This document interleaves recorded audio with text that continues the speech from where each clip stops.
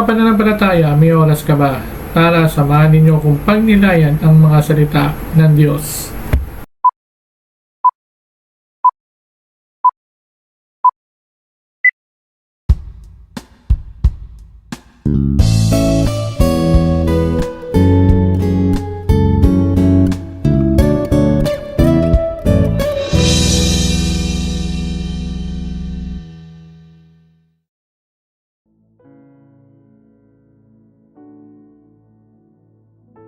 Ang mabuting balita ng Panginoon ayon kay San Mateo. Pag-alis ng mga pantas, napakita kay Jose sa panaginip ang isang anghel ng Panginoon. Sinabi sa kanya, "Magbangon ka, dalhin mo agad sa Ehipto ang mag-ina, at huwag kayong aalis doon hanggat hindi ko sinasabi sa iyo, sapagkat hahanapin ni Herodes ang sanggol upang patayin." Kaya dani-dani bumangon si Jose at ng gabing iyo'y dinala sa Ehipto ang mag-ina. Doon sila tumira hanggang sa mamatay si Herodes. Nangyari ito upang matupad ang sinabi ng Panginoon sa pamagitan ng propeta, "Tinawag ko ang aking anak mula sa Ehipto." Pagkamatay ni Herodes, isang anghel ng Panginoon ang napakita sa panaginip kay Jose sa Ehipto. "Magbangon ka," sabi sa kanya.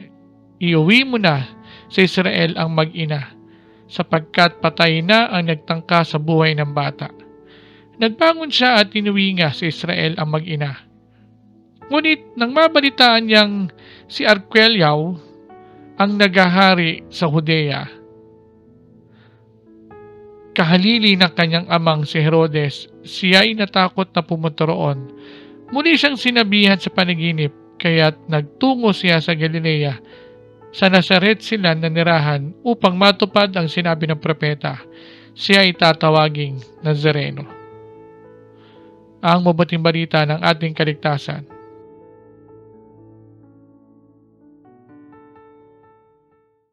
Kumusta ang pamilya mo? Mga kapanampalataya, ang unang linggo sa panahon ng Kapaskuhan ay nakatalaga sa banal na mag-anak ni Jesus, Maria at Jose. O kaya't ang ating ipinagdiriwang ng kapistahan ng banal na mag-anak ngayong araw na to. Si Jesus ay dumating, ipinanganak at napabilang sa isang mag-anak o pamilya, kasama ang kanyang mga magulang na sina Jose at Maria. Kagaya ng isang tipikal na pamilya, hindi naging madali sa umpisa ang lahat. Nagkaroon sila ng mga gulo at problema. Makikita natin sa ating ebanghelyo ang marahil ang pinakamabigat na problema na kanilang kinaharap. Ang pagtakas sa mga taong gustong patayin si Jesus sa pangunguna ni Haring Herodes. Makikita rin natin ang pagtulong sa kanila ng Diyos. Bago pa dumating ang mga taong inutusan para siya patayin, nakatakas na sila papuntang Ehipto. Ang ating mga pamilya ay hindi rin nakakatakas sa mga problema at pagsubok.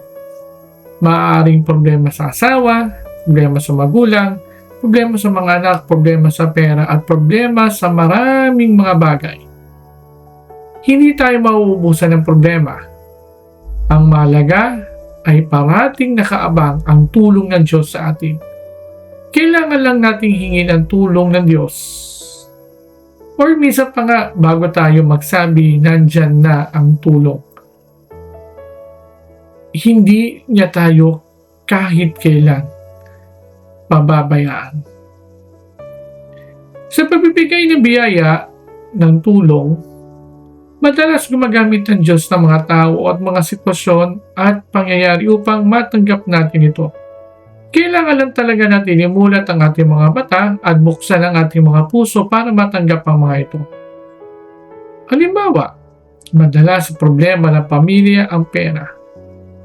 Minsan may mga dumarating na oportunidad sa ating buhay para tayo ay kumita ng pera para may pambili natin sa mga pangangailangan ng ating pamilya. Narinig ko ito minsan sa isang pare. Ang Diyos dapat wala sa harapan. Dahil ang makikita lang natin o ng mag-anak ay ang kanyang likod. Hindi rin pwede sa gilid. Dahil Isa lang ang makakakita sa Kanya. Hindi rin pwede sa likod, lalo na dahil mas lalo nating hindi makikita ang Diyos. Dapat daw, ang Diyos ay nasa gitna natin.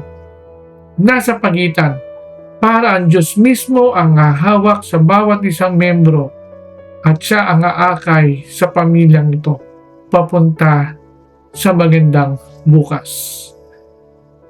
Kagaya ng madalas ay pinapayo sa mga bago mag-asawa, dapat manatiling nasa gitna ng pamilya ang Diyos. Sapagkat kapag siya ay nawala, kapag ang Diyos ay nawaglit, mawawala rin ang magandang pamilya na ating binuo. Isang sikreto sa maayos sa pamilya ay ang sama-samang pagdarasal. Sabi nga ni Father Patrick Peyton, "The family that prays together stays together." Halinawa sa pagpapatuloy natin sa paglalakbay sa ating buhay pananampalataya, hilingin natin sa Diyos ang isang maayos at mapayapang pamilya. Patawarin at unawain natin ang bawat isa. Sa puntong ito, samahan ninyo ako sa isang panalangin sa ngalan ng Ama at ng Anak at ng Espiritu Santo. Amen. Panginoon, salamat po sa biyaya ng pamilya. Batid po namin ang aming mga pinagdaraanan at suliranin. Tulungan po ninyo ang aming pamilya na matutong magpatawad sa mga pagkakamali, umunawa sa mga kakulangan ng bawat isa, at magbigay ng pagmamahal sa bawat membro ng mag-anak. Amen. Sa ngalan ng Ama, ng Anak, at ng Espiritu Santo. Amen. Merry Christmas po sa ating lahat.